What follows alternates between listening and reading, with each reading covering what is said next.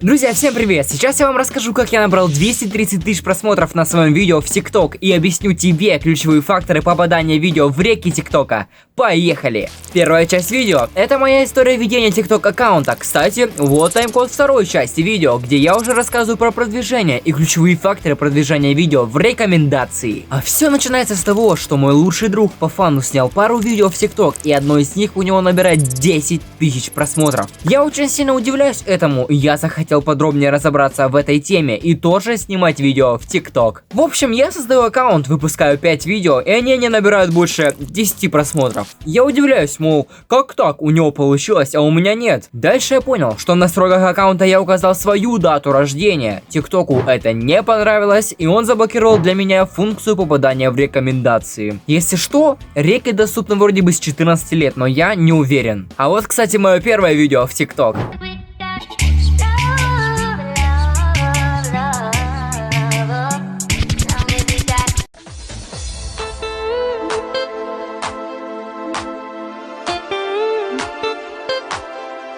После такого кринжа я со своим другом создали совместный аккаунт и повыкладывали на него видео. У нас они все понабирали по 400 просмотров приблизительно. После этого мы забросили. Прошел 2020 год, и уже в 2021 году, в январе, я начинаю свой челлендж. 30 дней без игр. И спустя неделю скукоты мне приходит идея создать новый аккаунт в ТикТок, но уже совершеннолетним возрастом. В общем, вот как-то так выглядело мое первое видео на новом аккаунте.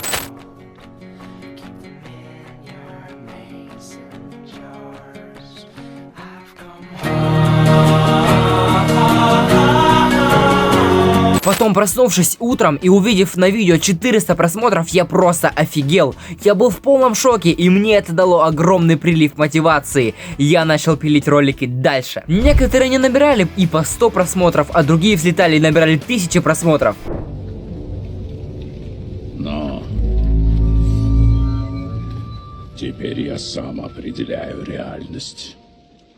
После этого я понял, что мне очень нравится смотреть сериалы у такого тиктокера, как Иван Курапов. И я решил снимать тоже сериалы или какой-то интересный сюжет. Я снял первую часть своего первого сериала под названием Speedcuber, и первая часть залетела на 200 просмотров. Я не удивился, но я не сдался. И дальше я сделал вторую часть, и я очень офигел. Видео залетело на 30 косарей. Это было мое первое видео, которое набрало больше 10 тысяч просмотров. Моему счастью не было предела. Спустя примерно 15 видео я решил позаимствовать идею у Курапова на один сериал. Я ее очень сильно перевернул и написал свой сюжет и свой сценарий. Итак, я выпускаю первую часть, и что вы думаете?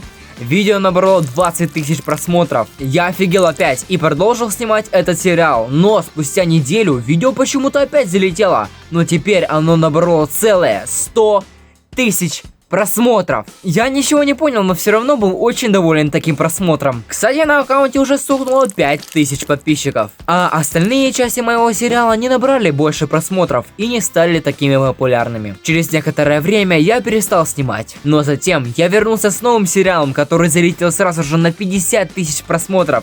И вторая часть тоже так неплохо поднабрала 22 тысячи просмотров. Затем началось лето. Я по какой-то причине ухожу из ТикТока, из Ютуба, ничего не снимаю и практически ничем не занимаюсь. С наступлением школьных дней я начинаю интересоваться криптовалютой. И 21 октября я выкладываю свое первое видео на этот канал.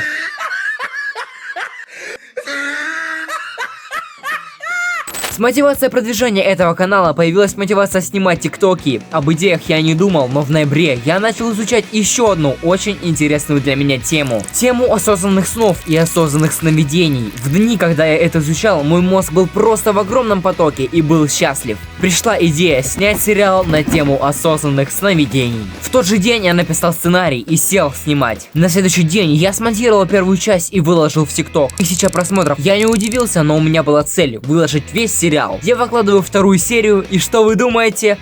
Она взрывается. Ролик сразу же начинает набирать просто немыслимые обороты. На этих оборотах я сразу выпускаю третью и четвертую часть. И сразу весь сериал на YouTube. Кстати, вот это видео со всем сериалом. По-моему, получился очень интересный сюжет. Обязательно посмотрите. В общем, я отснял сериал, и в итоге у меня на моей второй части сейчас 230 тысяч просмотров. Я в полном шоке и в немыслимой радости. Это почти как все население моего города. Ну а мы переходим ко второй части данного видео. Вторая часть видео. Как же все-таки выходить в рекомендации, и есть ли какие-то правила, или это полный рандом? Подпишись на канал. Сразу скажу, что попасть в реки можно, и это вполне возможно. Это не рандом, есть несколько факторов для этого, которые я для себя понял за полгода съемки видео в TikTok. Итак, первое, это самое основное. Вы должны своим видео заинтересовать пользователя за первые 3 секунды. Представьте, как вы листаете реки ТикТока. Если видео вас заинтересовывает за пару секунд, вы продолжаете его смотреть. А если нет, вы пролистываете дальше. В общем, в первые 3 секунды видео вы должны вложиться по максимуму. Второе. Зрителю должно быть интересно. Думаю, это тоже очень важное правило. Если зритель остался на вашем видео после 3 секунд, вы должны его заинтересовать чем угодно. Удержание аудитории на видео — это очень важно, и TikTok смотрит очень внимательно на этот параметр. Поэтому зрителю должно быть интересно. Третий параметр — длительность видео. Этот фактор не так уж и важен, если ваше видео несет какую-то интересную информацию. Я считаю, что длительность видео в ТикТоке не очень важна. Если вы заинтересовали зрителя, он будет смотреть ваши видео, но по течению видео вы все равно должны поддерживать этот баланс заинтересованности на вашем видео, чтобы зритель не переключился. Итак, как работают рекомендации? Мое мнение. Когда вы публикуете видео, TikTok показывает ваше видео 100-200 людям и смотрит на их реакцию. На что он смотрит в первую очередь? На удержание просмотра, насколько долго человек остался на вашем видео, что он сделал, поставил ли лайк, зашел ли в комментарии, это все учитывается. Если TikTok увидел, что много людей поставили лайк и досмотрели до конца, он продолжает показывать ваше видео более широкой аудитории и также сравнивать данные по ним. Этим и объясняется вопрос разного количества просмотров на вашем видео. Мой совет начинающим тиктокерам: снимайте что угодно на начале вашего пути, но в итоге найдите свою тему, свою нишу, свою фишку. Это основа популярности. Если вы не знаете, что снимать на какую-то тему, найдите тиктокеров с большой аудиторией, которая снимает видео на интересующую вас тему, и смотрите, что они снимают. Например, вас интересует тема музыки и гитары, вы очень классно умеете играть на ней. Найдите популярного тиктокера с видео про музыку и гитару и смотрите, что он снимает и почему у него большие просмотры. Берите с него пример, берите его идеи и снимайте. Можете практически копипастить его видео, но только со своим лицом, конечно же, если вы хотите, чтобы вы стали популярным. Итоги. Итак, мы поняли, что для того, чтобы собрать много просмотров, нам нужно заинтересовать пользователя за первые 3 секунды и удерживать его внимание по течению видео. А также пробуйте снимать все, кайфуйте от этого, найдите вашу нишу и развивайтесь, учитесь на своих ошибках, все придет с опытом, вы все сможете и все в ваших руках, нет ничего невозможного. Спасибо, что досмотрел до конца, ставь лайк и подписывайся на канал, напиши в комментарии свою историю продвижения ТикТока или любой другой социальной сети, мне будет очень интересно почитать. С вами был самый популярный тиктокер своего города, Мишка Про. До встречи в новом видео.